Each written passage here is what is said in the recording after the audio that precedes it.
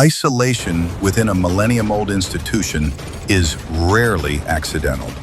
It is a calculated structural necessity. The withdrawal of Sarah Ferguson into the sterile seclusion of international wellness clinics marks a transition from public life to a sophisticated form of political quarantine. In the architecture of power, these spaces serve as a modern equivalent to the tower. It is a place where the inconvenient are permitted to exist, provided they remain invisible to the throne.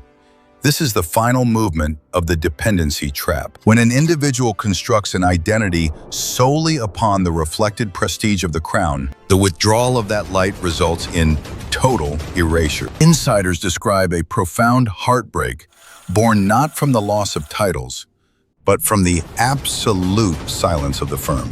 This absence of contact is a message written in the coldest ink of statecraft. The institution has judged the risk and found it unacceptable. While the Duchess may perceive the reaction to leaked correspondence as excessive, the monarchy operates beyond the realm of personal fairness. It functions on the cold mathematics of the brand versus blood conflict. To ensure the survival of the princesses of the blood, the institution must decisively distance itself from any destabilizing influence. The indiscretions of the 1990s were once treated as personal failings.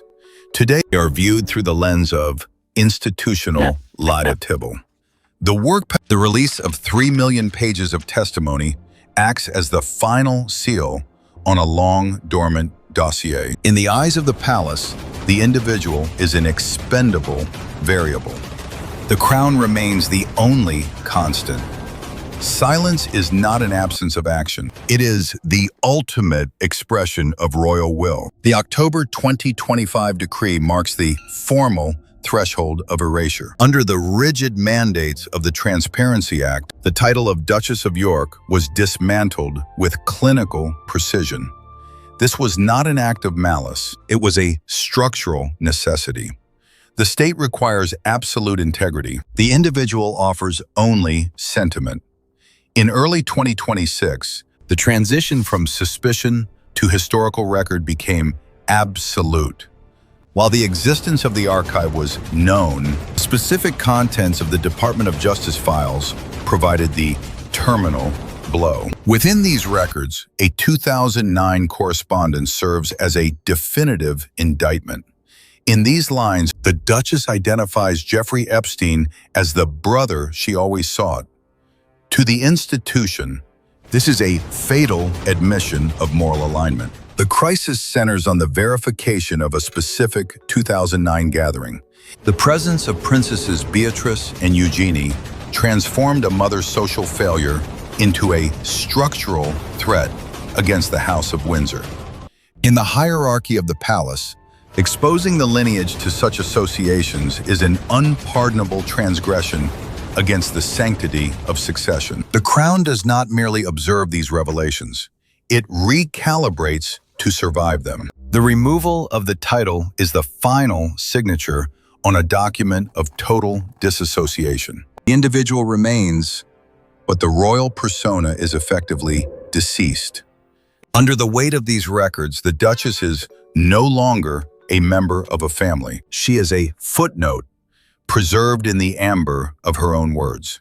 The geography of power is measured in miles from the throne. The 2026 departure from Royal Lodge represents the final severing of the physical bond between the Duchess and the inner circle. Relocation to Marsh Farm, on the distant edges of the Sandringham estate, is a clinical demotion. It is the architectural manifestation of a revoked status. Proximity to the crown is a privilege, never a right.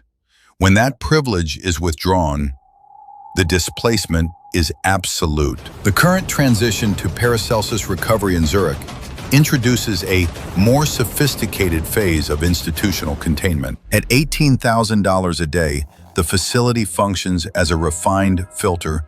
The monarchy has perfected the art of rebranding scandal as a medical necessity.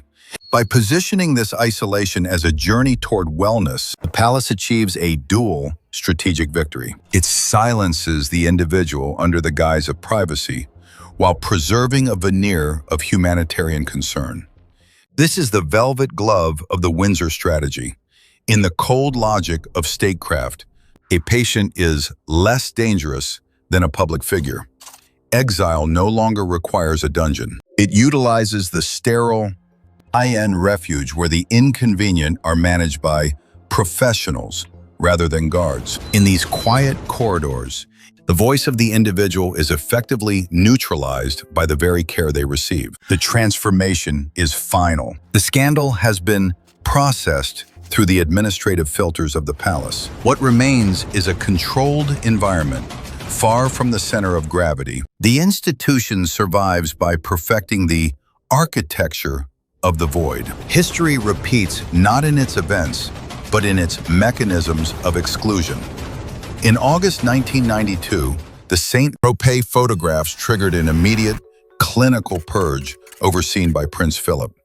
This was not a private grievance, but a calculated institutional defense.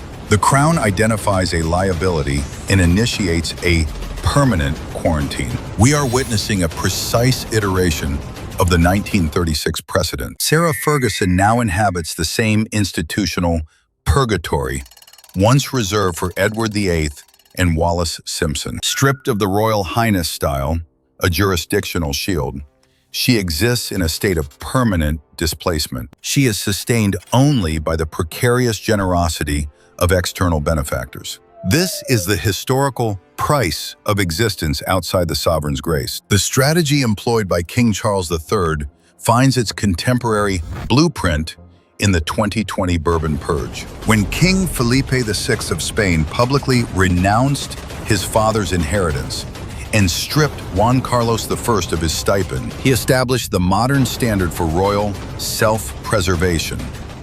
It was a cold, necessary rejection of legacy in favor of legitimacy. Institutional survival supersedes the bonds of filial loyalty. A monarch functions as the first servant of the state, not the head of a private household. By adopting this maneuver, the House of Windsor formalizes the boundary between individual failings and the throne's integrity. The current isolation is a deliberate act of statecraft. The system prioritizes the office over the occupant. The historical echoes of 1936 and 1992 confirm that the institution possesses no sentiment, only an ancient survival instinct.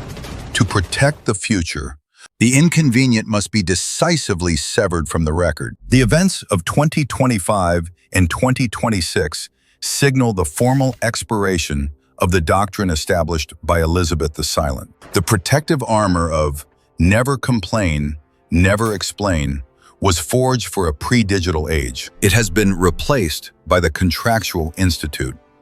In this new architecture, membership is no longer an immutable birthright. It is a status contingent upon the absolute purity of a digital profile. The immunity once granted to the peripheral branches of the House of Windsor has been systematically annulled. Sovereign protection is no longer absolute when confronted by the investigative reach of global jurisdictions. History is no longer written by the victors. It is written by the clinical unsealing of state archives. The monarchy has completed its evolution from a blood-bound dynasty into a transparent corporation. The crown has become a brand monitored by ethical algorithms.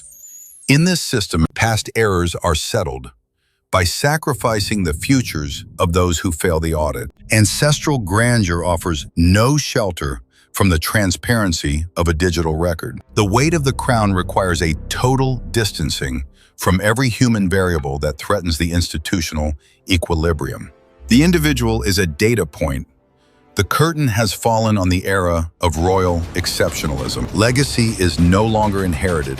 It is managed. The institution is the algorithm that preserves itself at any cost. If you value this level of institutional analysis, I invite you to subscribe and share your perspective on the evolution of the Windsor legacy below.